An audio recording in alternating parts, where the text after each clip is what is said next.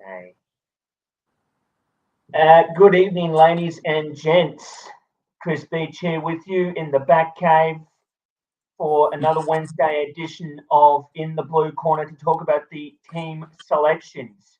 Of course, I would have Joe Lutzer here with me this evening, and he will be joining us later, but he has been called into an urgent board meeting of sorts over there in Thailand. So this evening to join me, I have the Nostradamus of the Carlton Football Club, Vince Loggiasano. Good evening, good sir.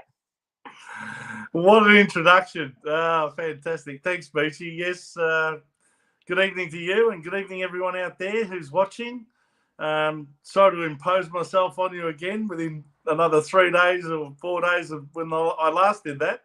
But yes, it's great to be with you, Beachy, and discussing, amongst other things, the team's selection for this week. And I guess after yet another very comprehensive victory on Sunday afternoon, it doesn't look like we'll have to do too much at the selection table, I wouldn't have thought. No, that's correct, Vince. Everybody would think it's sort of properly straightforward this evening, but we will get to that when we have our time. Sure. But right now, we'll quickly just review Carlton versus Adelaide. I'll get your thoughts on how that went down, because that was quite a satisfying game to watch, winning by 48 points against the boys from across the border. I reckon. What I was going to ask you was, what did you? Well, first of all, what did you make of the way we played, the way we moved the ball? Because to me, I struggled to think of the last time we moved the ball in such convincing fashion, and it was just a sight for sore eyes for most of us Carlton supporters. We haven't seen that for potentially even a decade, really. I mean, maybe we have, but it just feels like it's been 10 years since we, saw the ball move in such a fluent fashion. I mean, there was that passage of play there where Corey Durden passed the ball off and then got it back and then delivered it into Charlie Curnow and lace out. It was just a joy to watch. Oh, agreed. I mean, I was there. I'm pretty sure most of my other Carlton mates who big in the club like myself would have been there. Yeah. I'm sure you're going to be keeping an eye on it as well, Vince. But yeah, it was great to watch. It was aggressive. It was fast. Adelaide did not have an answer for our movement. You know, they probably had a good. They had a good chance in the last quarter, but the damage was done by that point, Vince, because back-to-back 6-goal quarters, it was good night after that, and that was it. So, yes, indeed. I think when the game was there to be won, we really did put the pedal to the metal and the foot to the floor, and we were very, very convincing. And, you know, to get up to, was it 11 goals or maybe close to 12 goals up? I know we ended up winning by 8 and we probably let them in a bit in that last quarter, but maybe the effort told up till that point because, as I said, when the game was there to be won, we were way better than Adelaide, and I think they just put a bit more respectability into the scoreboard by the end of the game. But, you know, if we're going to win by 8 goals or 10, 48, 50 points the last 2 weeks running, if we're going to win like that, I don't care if we get 12 goals up and win by 8. I'll take that every week. Oh, I'm sure we all will.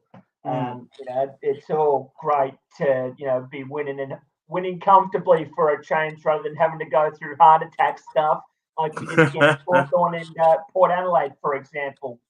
Yes, that's for sure. Now, of course, it would be remiss of me not to mention a certain player who has had some injury trouble himself over the last couple of years, making a successful return to the VFL, or by the VFL, I should say, in Caleb Marchbank. I was at his last game when he was down, when he had that neck injury against the Demons, and it was so innocuous. But the fact that he was able. G'day, boys. Hey, what's going on with you, Joe? I can't hear you. What is going on with you? No, I can't hear you guys. Just hang on. Oh, okay. No worries. Can you hear me, Beachy? Yes, I can hear you. Can Okay, you hear good. me?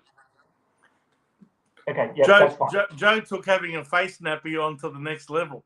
I don't call them face masks. I call them face nappies, and he looked like the best candidate for an advertisement more than I've ever seen.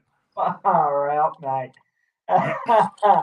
Caleb Marchbank made a successful return to by the VFL for us. Yeah. First game in about 2.5 years. And, first it was a neck injury thanks to a knee in the neck from Liam Jones. And then it was ACL after ACL. Yeah. Your thoughts on that, Vince? Well, I was just rapt to see Caleb Marchbank play again. And in the VFL last week, he apparently looked like, he was head and shoulders above just about everyone else on the ground in terms of class and just fit straight back in and was very impressive in that defensive unit. Well, Joe's back. You good, Joe? Can you hear me now, Joe? Can you hear us, Joe? Hello? I can't hear you guys. Sorry. I'll leave you because I don't want to ruin the show. Right. Really bad about Harry McKay going out. Shocking news. However, Carlton by 80 points. Carlton by 80 All right. points. Listen, I'm in a board meeting. I got to get back to it. So I'm sorry I've ruined your show.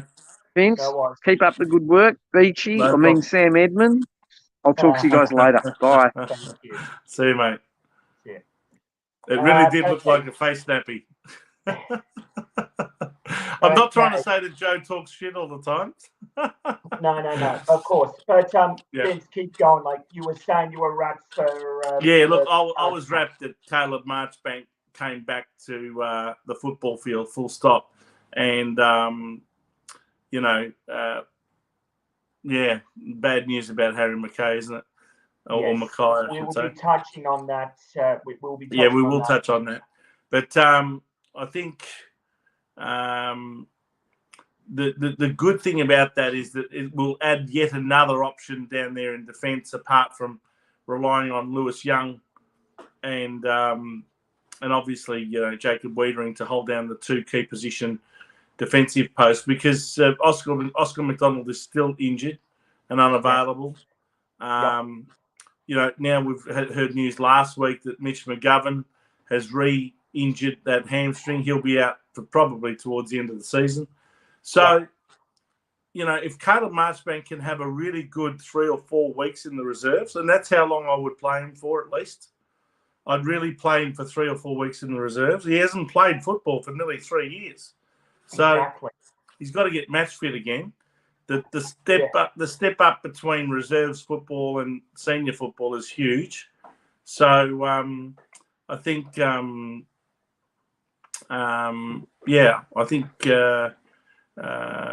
be good to play him for a full month before we even contemplate bringing him back into the seniors. And I think that's what you should do for a player that's coming back from long-term injury. Give them a good body of work in the VFL. Get them to find form and confidence over a period of time. Don't just put them straight back in after 1 week.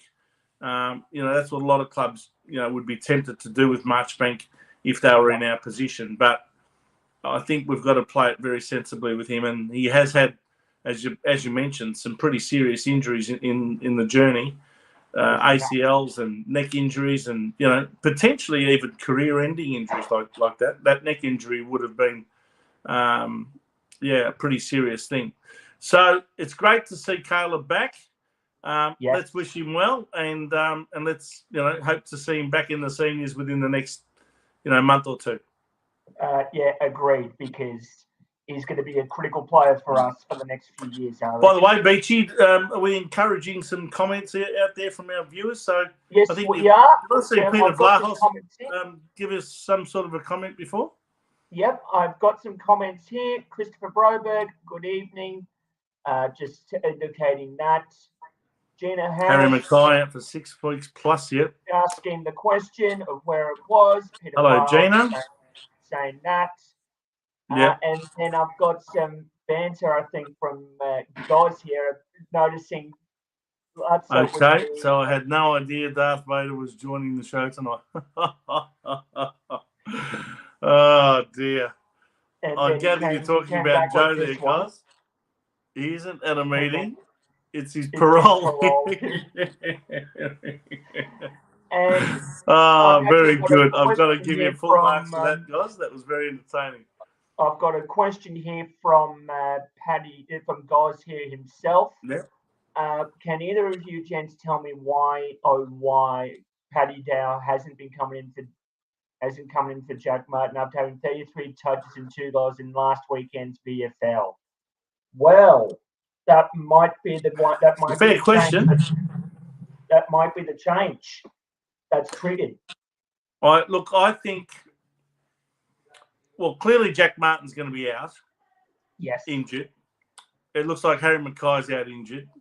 Yes. I don't think there'll be any other changes as far as outs are concerned because everyone played well.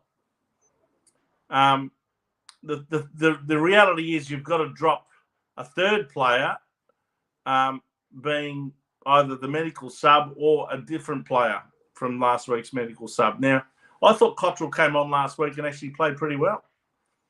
What did you think? Yeah, he was. I will give him this. He got 11 possessions in half a game. Yeah, he'll run. He's got a tank, and that's what you need at this highest level because there's a lot of running back and forward. But, again, as you said, Vince, he was a medical sub and 11 disposals and a half. If he's getting that constantly, he's probably going to stay in more likely than not. Yeah. So, well, the only players I think that would be in the mix would be, they might say, I don't, Matthew Cottrell played a reasonable half, but we're still gonna drop him out of the team and potentially play him as a medical sub again. But Matthew Cottrell, I think Jordan Boyd, and the two small forwards, Durden and Owies, I think they're the only 4 players that I can. Sorry, guys. I think he's just had a call. Yeah. Can you still hear me? Yep, yeah. They're about the only players that I can think of that would be in the mix to be left out of the starting 22 and then maybe brought in again as the medical sub. Okay. Now, the ones to bring in for Martin and Mackay, I would have thought, would have been George Hewitt if he's available. Okay. Yeah. And I'm not sure whether he's available, but if he was available, you'd be bringing him straight back in. I don't think so. Based on what's that? I don't think he is, but you never know. Well, if he's not, that would be 3 weeks in a row that he's out. Yeah. And 3 weeks in a row after being a last-minute withdrawal, 2 matches ago against North Melbourne. I don't know how you can be a last-minute withdrawal and all of a sudden be 3 weeks out. That doesn't make sense to me. But anyway. Well, look, like I said, you just don't know. You just don't know for sure. Anyway, Ugo. I think the other ones that are in contention, apart from Paddy Dow, who would surely have to be in contention, would be probably Kemp, I think, is one. Well, that's what Ugo's saying here. Harry out, Kemp in. Yeah, that's what he reckons. Played well last week, I thought, Kemp. Yeah, very handy players, Kempy. Yeah, and there were others as well who got plenty of the ball. Yeah, look, I don't know. I think Dow deserves his opportunity. Fogarty's another one who got, I think, 28 possessions and really played well. I think he had about 12 tackles or something as well. So the defensive side of his game was excellent. The only pity about that reserves team last week is that they pretty much played 3 quarters because the last quarter they got absolutely murdered out of the middle of the ground. They had an 8-goal lead at 3-quarter time and lost the game. I mean, that's almost unheard of. Yeah, I know. So to be rewarding players, well, you're only bringing them in for 2 injured ones. So they're forced changes. You have to bring at least 2 of them in. So if you're going to bring them in, you've got to bring the informed ones. And I think that's got to be Dow, Fogarty, Kemp, trying to think of the others that might have played a reasonable game. But I don't think Williamson's really Tommy Williamson. I'd love to see him play better, but I just don't know that he's doing enough. He's one player that could have been in the mix. Sam Philp, I don't think is doing enough at the moment. He's another one that probably is a bit disappointing in a sense. Who else? Well, Murkoff had 54 hit-outs, but then... Well, Murkoff's a big ruckman. He's still, a project player, really, to a large extent. Yeah, exactly. So you can't really look too much into him. No. Setterfield's another one that really... I think he only got about 13 or 14 or maybe 15 possessions. He was disappointing last week. You can't bring him in on that sort of form. No. So there's a lot of players at the crossroads at the moment. He's one of them. Well, Tommy Williamson's another. Yep. Sam Philp's another. They've all been on the list now for 2 or 3 years each. Well, just on Setterfield, apparently at halftime he was held back because he was on standby in case something went wrong in the seniors for the game against Adelaide. So don't look into Setterfield too much. Fair enough. Williamson. Plowman's obviously not available either. Now, he was a last-minute withdrawal last week. Is he available this week? I would believe to be the case. I haven't heard anything that suggests otherwise. Interestingly, we're talking about bringing in reserves players who are in form, but if you've got to replace Harry Mackay, who do you replace him with? Well, that's a very good question because I'm struggling to find an answer. I don't think we've got an ideal replacement who's actually available. I mean, you could have said, McGovern if he was fit, Oscar McDonald if he was fit.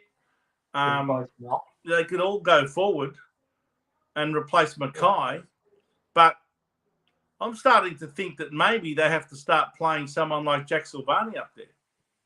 Yeah, exactly. But then again, we're going to need him to help out with the ruck duties with Tom DeConning because he's going to be on his own for most of that time. Yeah. Now, so Harry's just one of those players that you're going to struggle to replace. Let's be honest. Exactly. I mean, Uga has said here, maybe we just bring in Murkoff and throw TDK up forward. Well, that's another option. Yes, good suggestion there.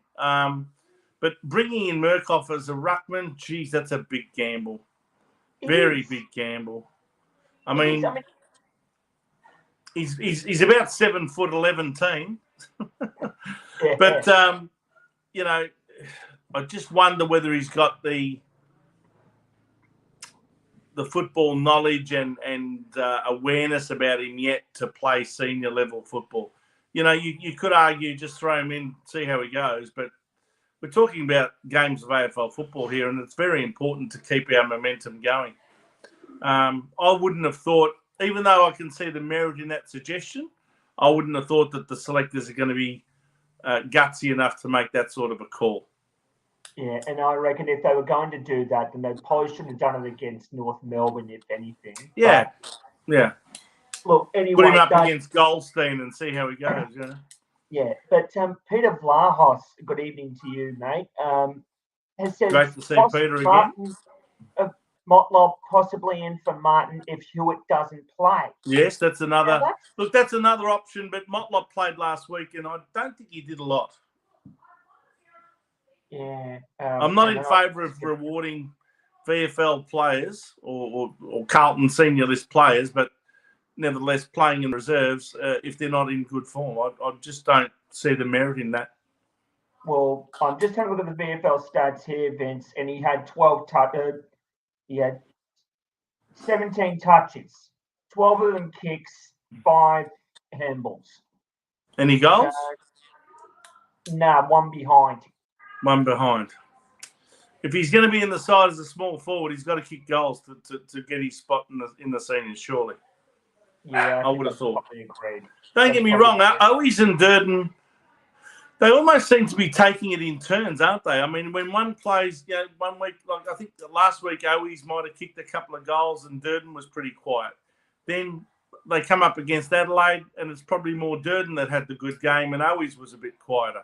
They tend to be sort of sharing it and swapping it from week to week, but I think Voss is a believer in playing both of them, and if one's off, the other one will be on. So, I can't see either of those guys being dropped myself. Yeah, and I reckon Voss doesn't mind that, because if one's off the boil, then the rest is still stepping up in some way, shape, or form.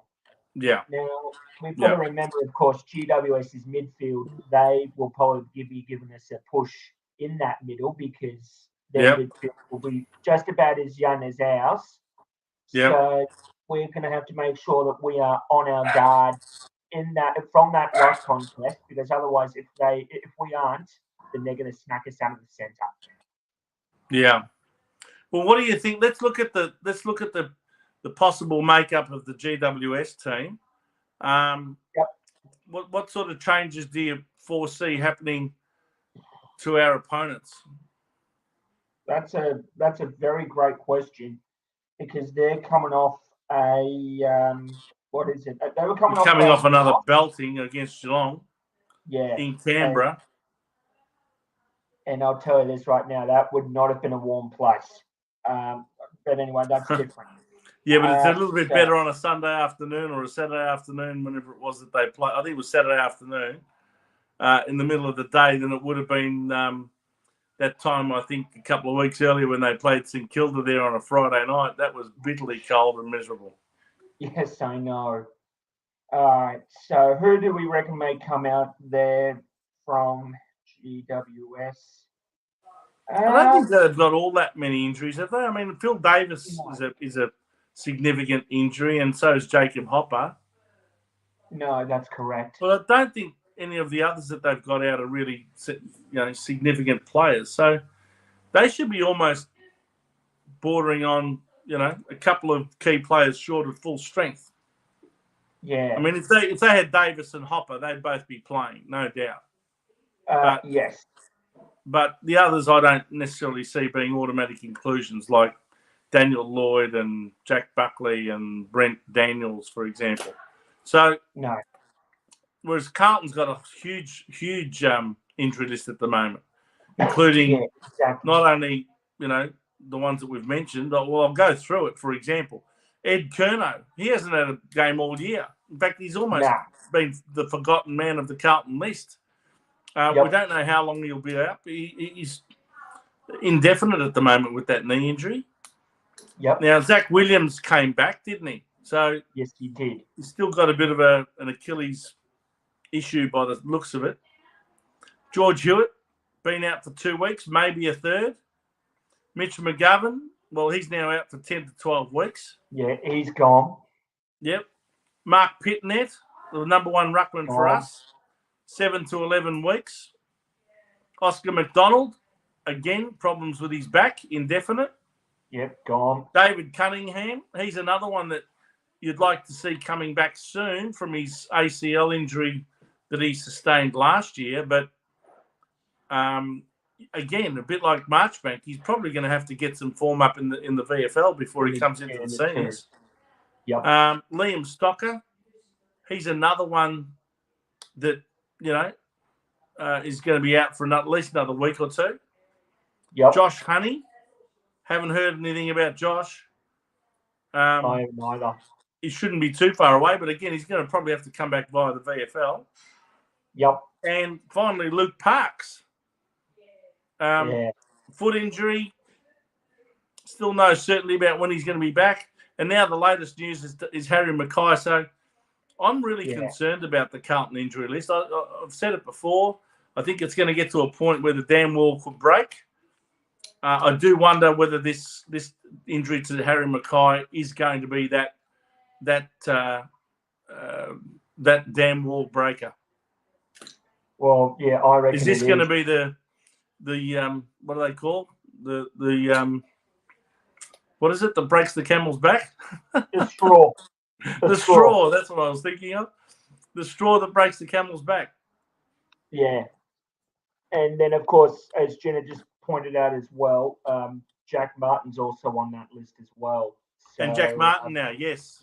Thank you, Gina. Yes, I forgot about Jack Martin. So that's a huge injury list. You could almost have a second team with that injury list. So I do worry about that. It's going to mount up, and it really does test your depth. And look, the one thing that concerns me about this Sunday's game is that it is interstate. The only two losses we've had have been interstate games. Yes. In fact, our only two previous interstate games, which was Gold Coast on the Gold Coast and Fremantle over there in Perth. This is the sort of game that we could drop. And, in fact, we've never beaten GWS in Sydney. So we do need to break that hoodoo and get the monkey off our back. But, geez, we're going to have to do it with a vastly compromised team. Yeah, exactly. Because, as you said, Vince, we're 0-5 at that ground. And the last time we played them, even though it was down here, look, I won't go into too much detail, but you know, and so does everybody else. Well, the other thing is, don't forget that Charlie Curnow, who kicked 6 fantastic goals last week, and I rated him best on the ground. I thought he was the most influential and impacting player on the ground, closely followed by Patrick Cripps. Yet another brilliant 35 possession game, kicked 2 goals, laid tackles, you name it, he did it. I thought they were the two clear best players on the ground, but Charlie plays a lot better when Harry's in the team and vice versa. And even though Charlie kicked 6, Harry kicked 3 goals as well. And he also takes a bit of pressure off Charlie and lets him run around a bit and find the ball. With Harry out, the focus is going to be a lot more on Charlie. And I guess the opposition's focus will be a lot more on Charlie as well. Charlie. Yeah. What does everyone else think out there? Let us know your thoughts. Who would you have in this week?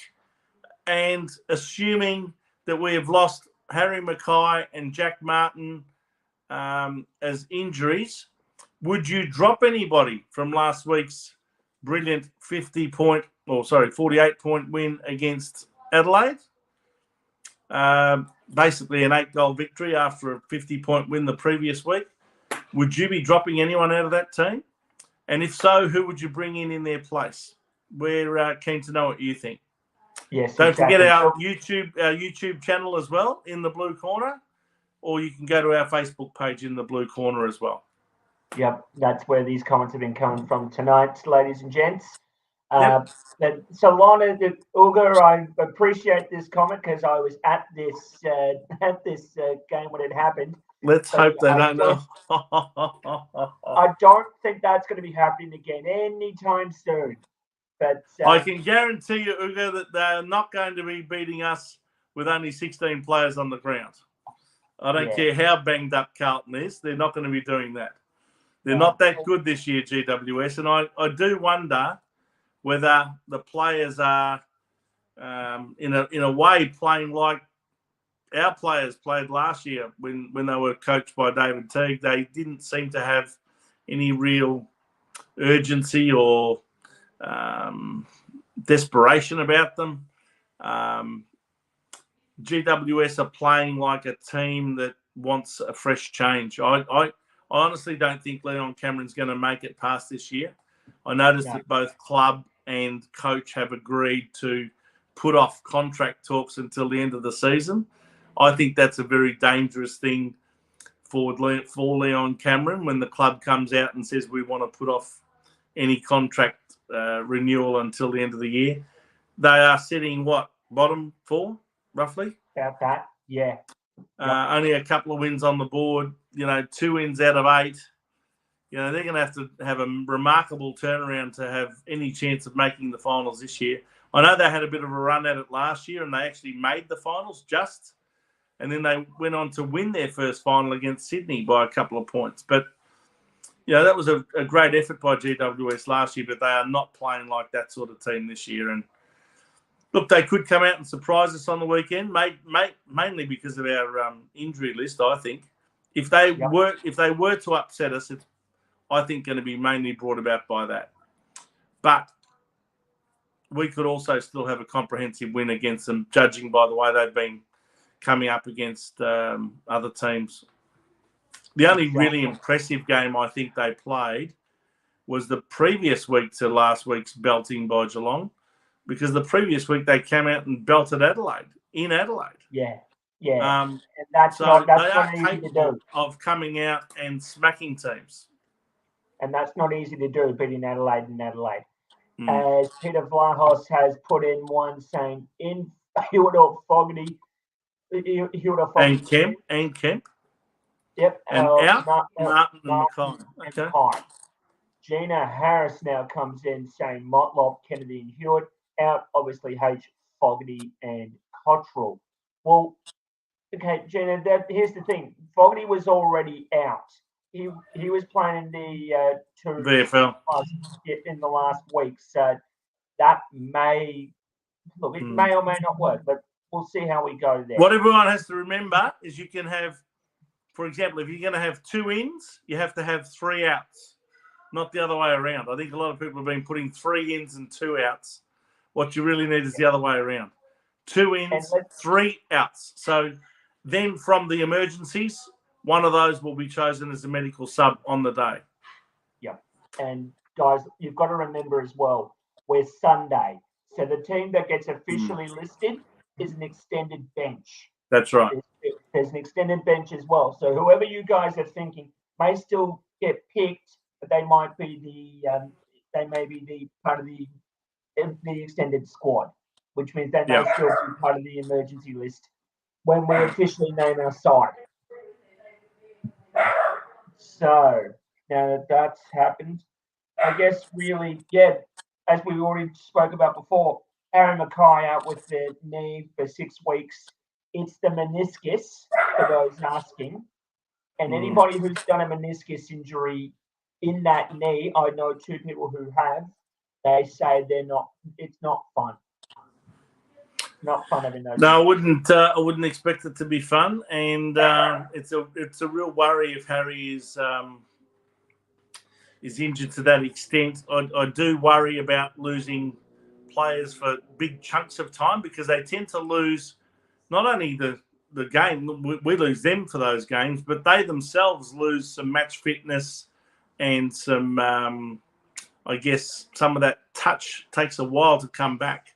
So, it might very well be that Harry doesn't come back until, maybe round 15 or 16, and really he's only got about a half a dozen weeks to get his form back. Hopefully he won't lose all of that form in one hit, but you never know.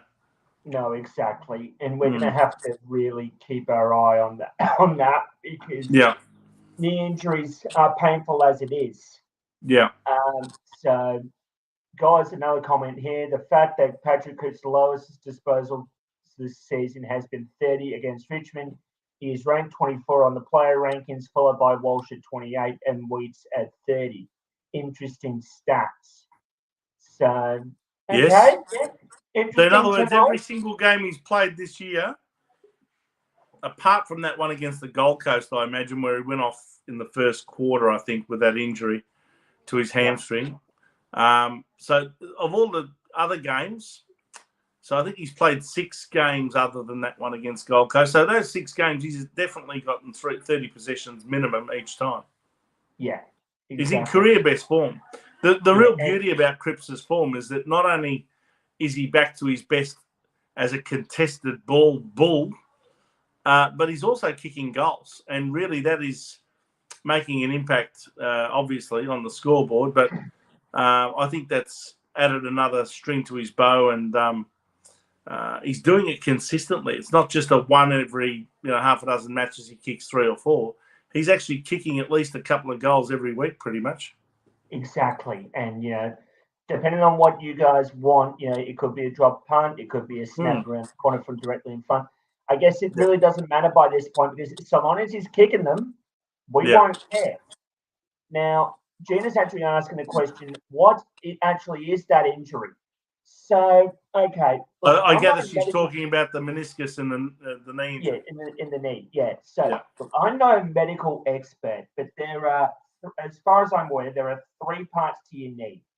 There's your anterior cruciate ligament, there's your posterior cruciate ligament, and then there's, and then I think there's 4. Anyway, and then there's your meniscus and lateral. Yep.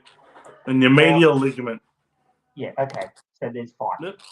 Sorry. Anyway, that's right. Yep. The meniscus that we're talking about is in the outer part of the knee, as far as I'm aware. And you can usually have an arthroscope to claim that injury, to claim the meniscus out, because it doesn't usually take too much to clear it out. Now, fortunately, I haven't had a knee injury like that myself, so I can't talk from experience. But like I said, I know 2 people that have had it, and they're not fun injuries to have. Yeah. So Gina's saying she's never actually heard of it. Is it a knee scrape ligament? Like I said, it's hard to explain because I can't talk from experience. We might have to bring in Dr. Peter Larkins next week to explain it for us. Yeah, exactly. Hey, Beachy, tell me, can I ask you a question? What do you make of Sam Walsh's year so far? Of course, he was touted as having done an injury in the pre-season and probably wouldn't play for the first month. And yet he came back after the first round. So basically from round 2 onwards, he's been in the team. He is, if you look at his numbers, they're pretty good. Yeah. But no one seems to be talking about him. He's almost the forgotten midfielder in our team at the moment. No, exactly. And, my supporting cousin, who I talk to quite regularly, she was asking me the same question, has Walshy been a bit quiet? And then I just went and explained, well, I went through the numbers of the stats of the disposals he had, and she just came to the conclusion maybe Cripps is just getting more of the attention and Walsh is going about his business. So in terms of what I think of what Walshy's done, I think it's just been great. Yeah, it's been normal service for him. He's pushed on like it never happened. And I do wonder whether that ankle injury that he sustained, I'm trying to think of the name of it again, the technical name for it again. Do you remember?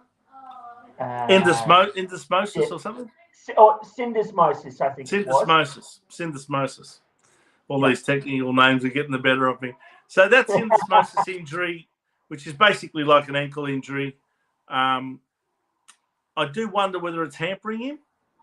It doesn't appear to be, but you just don't know. I'd love to ask him the question.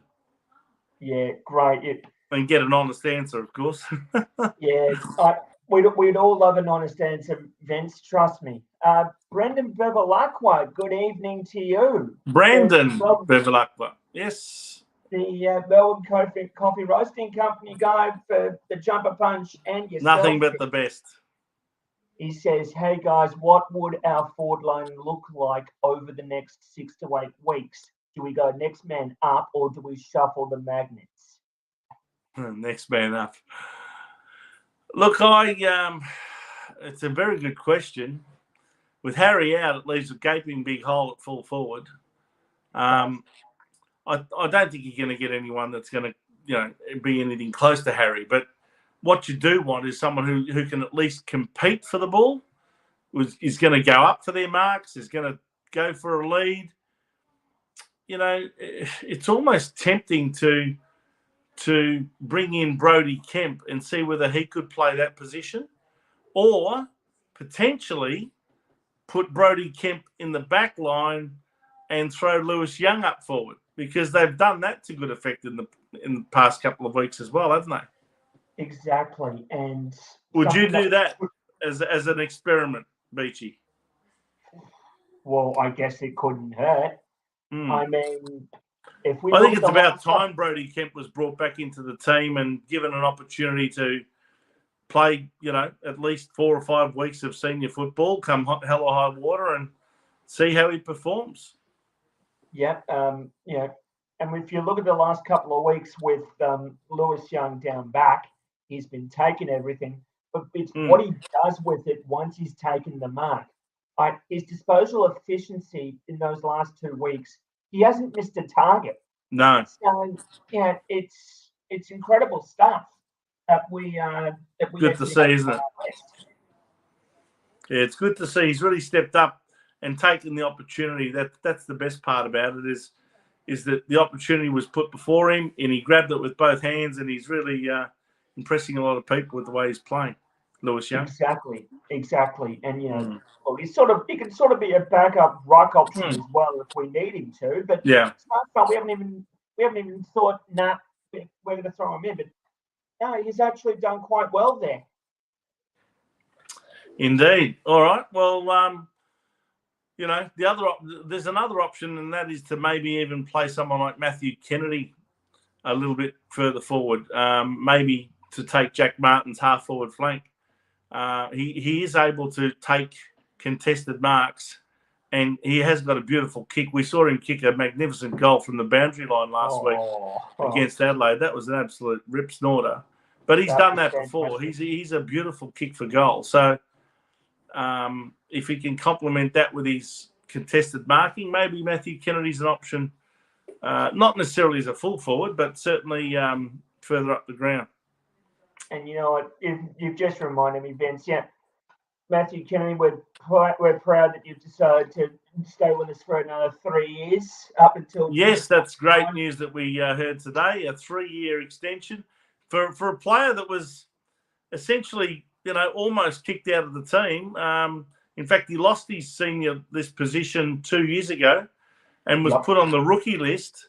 But since getting his opportunity again halfway through last year, when he came back, I think it was the GWS game last year that we saw Matthew Kennedy come back into the team, wasn't it? And since then, he has not looked back. He has been fabulous. No, exactly, and he has been a great supporting role to Shara and Hewitt when they played. Cripps, Walsh, they've all just rotated through, and it's been great to witness. Also good to see Jack Carroll play a pretty good game again last week after his senior debut against North Melbourne. So he would, I think, comfortably keep his position in the team, wouldn't he? Yeah, he would. He'd have to. I mean, he got, about 20 disposals almost, and not necessarily hit the target every time, but he was affecting the contest and he was sticking the tackles, which is always important. So, you can't stress that enough. Yep. Gina Harris says, small mids, JSOS pressure is on, need a body up forward. Yep, Kemp is a mountain of a man, makes Cripper look small. Really? Yeah. I don't know about JSOS. Don't know if anyone's going to make Cripper look small, but take your point. But I don't know about pressure being on JSOS, Gina, in my opinion. But anyway, we've all got our own opinions, and you're welcome to yours. Well, I think GWS really poses a threat this week. Don't get me wrong. I think we can still beat them, but, they've got a plethora of talented players in that team. Toby Green, the two Greens, actually. Yes. Toby and Tom. Sorry? Toby and Tom. Yes, Toby Greens. And Tom, the both T Greens. Spelt differently too, aren't they? Yes, one's with an E, one's without. That's right. Cornelio, all the other midfielders that they've got there, Josh Kelly, they can probably match it with us in the middle of the ground. And if their forward line, I don't know if they're going to be playing Jesse Hogan or not, but their forward line could potentially cause us some trouble. Yeah, it could. And if our forward line is weakened significantly because of Harry not being there, if Charlie doesn't absolutely turn it on, we could be a little bit vulnerable this coming Sunday. Yeah, that's right. As you said, we haven't won at Giants Stadium. We're 0-5 there, and we're looking at 0-6 if we're not Andy careful. Brendan Babalakwa asks another great question here. Does Cripps play as a pseudo centre-half forward, full forward, then drag his opponent into the square? Our midfield group is better equipped to have Cripps missing in patches. That's an interesting thought. That I can see exactly where he's coming from, and Cripps has got the type of body that could easily play centre half forward.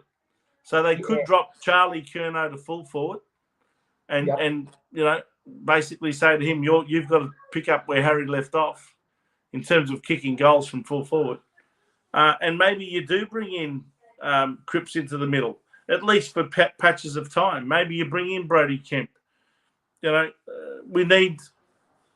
I remember Brody Kemp played forward line in that practice match earlier this year against St Kilda when we played them at Icon Park.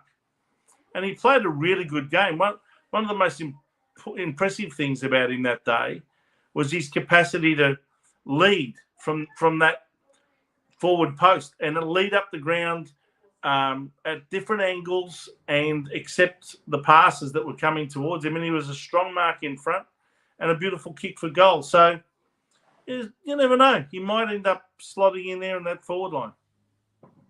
And you know what? If he does slot into that forward line, then we're looking okay because he takes a mark and he knows how to kick as well. So that will be important. Yep. Then Brandon comes back with the coaching box will have to create over the next 6 to 8 weeks. Earn that bread. So we'll have to keep an eye on that. Gina now clarifying what she said earlier. No meaning he's going in as a forward, hitting the bodies hard. He's always our third forward. Then get Kemp standing next to Cripper, then you'll know. So okay. Let's hope we can see that on Sunday with both of them playing in the same team. I think Brody Kemp's got to be played. He was our first draft pick, a first round draft pick some 3 years ago or 4 years ago. I can't remember now. Might have been the 2019 draft. But, he's back to being fit again. And I think I'd be playing him and giving him a good month at least to show us what he's capable of doing. Okay, sure. Goran Zabic says Kemp would Goran Zabic. Not to be confused with Zoran Gabic. He's a strong lead and good mark. Yeah. And kick. He also has some good movement and pace. That's my only change. And our mids would need to be more aggressive about kicking goals. Should hold us in good stead for a win. Well, touch wood, Goran, because we know what we've been like at Giants Stadium lately. Yes, indeed. No, look, I tend to agree. Look, no match is easy. They're all potentially danger games. We should, on paper, be too good for them, considering the way we've been playing and the way we've been winning versus the way they've been playing and the sort of lackluster football that they've played on most occasions this year, with the very odd exception. So, you'd say on paper that Carlton should win the game, but it's amazing how it doesn't always fit that script. Work out that way. Yeah, exactly. That said, I think it's time we got some predictions going, guys. So everybody, let us know your predictions. Who do you think's going to win and by how much? And also your headlines if you've got them. And your sort of feature headline of the match. What came out of the match? What are you predicting is going to happen? Well, it won't be Harry Mackay kicked 10 goals. I can assure you of that because he's not going to be playing. No, exactly. Although Charlie nearly kicked 9 last week, so if he could do that for us, that'd be great. Peter Vlahos says Blues by 6. I'm presuming you mean 6 points. We want to know, be specific whether it's points or goals, please. 6 goals would be nice, but 6 points. It would be. We'll take any victory interstate at the moment. Yep. Exactly. Yeah. I think he means points personally. Yeah. There you go. 6 points. Yep. So that's all good. Good to have you with us again, Peter. Yeah. Anyone else would like to give us their predictions? God says the umpires. Oh, God. The less said on that, the better. With something from left field. I think the less said on that, the better, in my opinion. Anyway. The Godfather. Well, I'll tell you one thing. The umpires are having, in my opinion, a shocker. I don't blame them necessarily because I think the AFL's made it a lot harder for them this year with the interpretation of certain things. But have you noticed, Beachy, how all of a sudden you're not paying that 50-metre penalty for players that just throw their arms up or just, express themselves or their disappointment at the decision? Notice how they're hardly paying that 50-metre unless the player really goes on with it now? Yeah, look, Vince, if you want my opinion on that one, I think that's an entire different show, to be honest, because we could be here all night if that happens. Yeah. Brandon Bevel likewise thinks we're going to get done. GWS by 18 points. Oh, there you go. See? Brandon's not afraid to make a bold prediction that we don't want to hear. No, exactly. Well, look, I think it's a real possibility. I do, but it is. I'd like to think it's not going to happen, but I tell you what, if it does, I'm not going to be shaking my head saying I can't believe it. I'll be saying, you know what? Yet another interstate match where we haven't gone there to, be switched on. But I do think that the injuries have taken a big toll on our team. No, exactly. So what's your prediction, Beachy? You got any thoughts? Before we get to mine. Guys has come up with 65 points. Trust me. I'd love to, guys. I'd love to, mate. But I know our club too well. I'll tell you what. That just sums up a lot of Carlton supporters, what you just said then, Beachy, because we just are so reluctant to trust them, aren't we? We are so, so easily reminded of the sins of the past and the last 20-odd years of disappointment, by and large. Exactly. It's what I've grown up with, Vince. And as much as I want to say, we're going to do this easy, weekly, I just can't. Not with a side like GWS. Gina Harris also says not confident, but my heart is a blue, so 1 point win. I'm like, nothing better than a 1 point win, is there, Gina? It's always exciting to win by a point, I think. No. Doesn't matter who you play or what the circumstances are. It's amazing how anxious you get and you're looking at the clock and, whether it's a different feeling if you're hanging on and you're hoping for the ball to just, be smothered and put out of bounds and chew up the clock that way. But a 1 point win when you're coming from behind can be very exciting when you kick a goal with only a few seconds to go. And Brandon has said the PTSD is real. Yeah, I've got that. That's a very, very, very, very appropriate comment, I think, the post-traumatic stress disorder. My prediction. Look, honestly, I reckon we will do them. It won't be easy. We know that because we're on side at a ground we've played at. And really, if we look at it in terms of interstate games played all time, it's my opinion that New South Wales has been the worst state for us to play an AFL game in. We've lost more games there than I can probably count. Yeah. And even games there where we're not even playing the New South Wales teams. Yeah, like we played West Coast there last year, and we played half a reserves team, and we still got done. Yeah, exactly, and that was at the SCG. So that's right. That aside, yes. Look, I reckon it's going to be a 2-goal win our way. GWS are going to be. Do you predict a low-scoring game where it's a really sort of dour struggle, or do you see it being a shootout, or just a standard sort of 100 points versus 85 or something type game? I reckon it's going to be a standard game. You know, there'll be a run of goals here. There'll be a run of goals there. Okay. Look, I honestly don't know how else it's going to go. I mean, you know, like I said, New South Wales has been our worst spot in terms of, you know, playing AFL games there. We've had better records in Queensland. We've had better records in Perth, and we've had better records in Adelaide. That said, like I said, I'm going with a 2-goal win, but I don't think it's going to be that easy for us. Over to you, Vince. Oh, Beachy, promise you won't be upset with me. You reckon we're going to get done? I've had to think about what Brandon Bevilacqua said, and I've been having a think about what you and I have been discussing all night. And the thing that really, I guess, convinces me is that we have injuries to players on every line that would otherwise be in our best 22. And I'm just not sure that we've got the depth to cover it all. The loss of Harry Mackay is huge, absolutely monumental.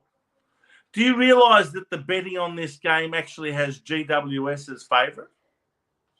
Well, it would now. They are $1.81 and Carlton is $2.04.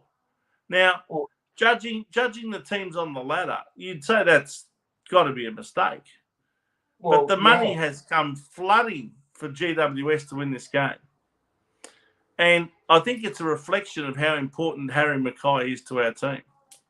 But then when you add in, you know, all of the injuries that we spoke about before, the losses of, you know, Jack Martin, not Caleb Marchbank, although he'd be nice to have him back in the team. McGovern, Oscar McDonald, you know, George Hewitt is out. You know, Eddie Curnow, etc. I just think there's a lot of players, and the other one, the main one, is Mark Pitton at the ruckman. So every line has been affected now, every one of them, by an injury to somebody. And I just wonder whether we might have hit that damn wall, especially with Harry. I don't think you could have, short of saying Patrick Cripps, but you see, even Patrick Cripps, if you lost him, you've got all those other midfielders to cover him. I don't know that you've got a player to cover Harry Mackay. I just don't think we have anyone. Well, even I can't find a player to replace him at the moment because it's that hard to So look, out. I'm as reluctant as I am. I'm going to say GWS by 8 points. Okay. And it doesn't give me any pleasure, let me tell you, but I just get this gut feeling. Interstate game as well. We're not playing well interstate for some reason. You know, we've never won over there. I just wonder whether the hoodoo's going to continue, mainly because we just haven't got the personnel. Yeah. And you know, and there's too much left to too few. It's fair. It's absolutely fair. Because, as I said, New South Wales has been our worst spot in terms of trying to win a game of football there. And it doesn't matter if it was at the SCG, it doesn't matter if it was at the old ANZ Stadium now known as the Core Stadium, or at the Giant Stadium as it is now. It's it's a hard game. It's a hard game for us to win, and we're trying to keep this as realistic as we can, guys. But even so, we have to be very, very aware what is happening with us at the moment. Yeah. Brian McMahon, good evening to you, saying stay positive. Trust me, mate. Don't worry. I'm positive we're going to struggle.